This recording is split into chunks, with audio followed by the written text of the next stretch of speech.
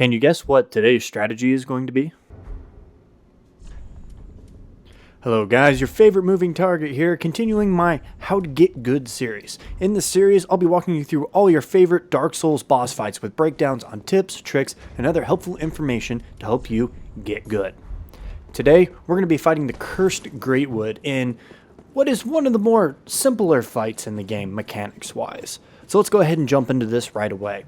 So first off, when you get into this room, you're going to notice there's a bunch of ads in the room. Especially for beginners, the first thing I recommend is to go ahead and get in the room and just start kind of thinning the numbers.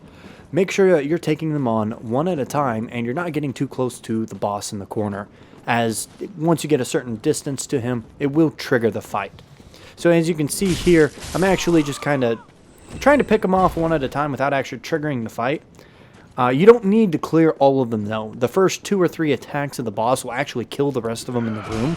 But until those attacks go off, it's a lot easier if you go ahead and just thin the numbers.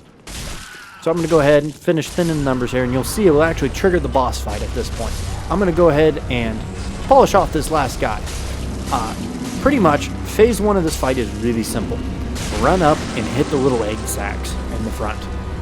As you can see, when those burst, they do huge damage to the boss. They're also the only vulnerable spots on the boss, so got to take out at least 2 of them. As you can see, the easiest way is just take out the ones in the front and run around and then go ahead and take out the ones in the back.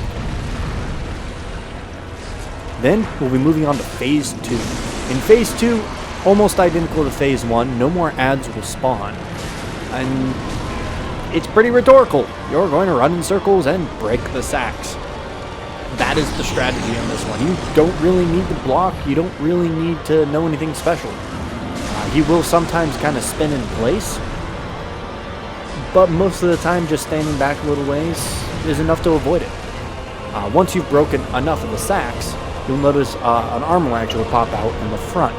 That is the only real thing that's dangerous in this entire fight. It is capable of grabbing you, and it also can smash you from time to time. However, you should be able to literally just heal through it. My advice: go balls out on those little sacks. Once you break 4 or 5 of them, you'll notice the boss will get low enough. You can either choose to continue chasing them around, or just focus on the arm. The arm will take regular damage, and you'll kill it in almost no time at all. If you have any charcoal pine bundles or resin left over from, the ashes that you pick up right up front, they can definitely speed up the fight, but they're not really required for this. Otherwise, there's not really a lot to this boss. Pretty simple.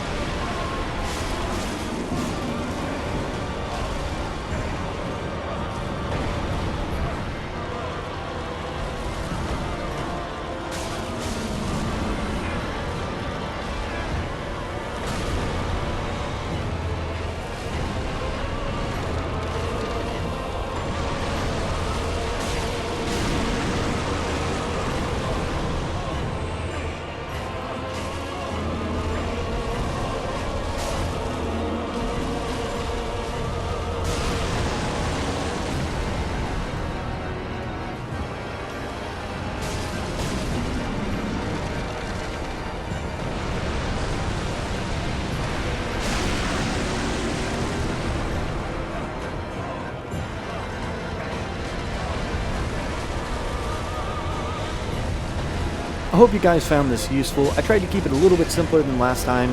People didn't really like the introductory that I did before because it either didn't have enough information or it kind of was a little bit misleading on the fact that they thought it was more lore-based. So we're going to keep it a little bit more simpler. I'd love to hear you guys' feedback on this. If you guys want to see me, get more lore or get more in depth on the boss fights, let me know. I'm definitely working on improving the quality of these videos each time. I'm really hoping the audio on this one comes out a lot better.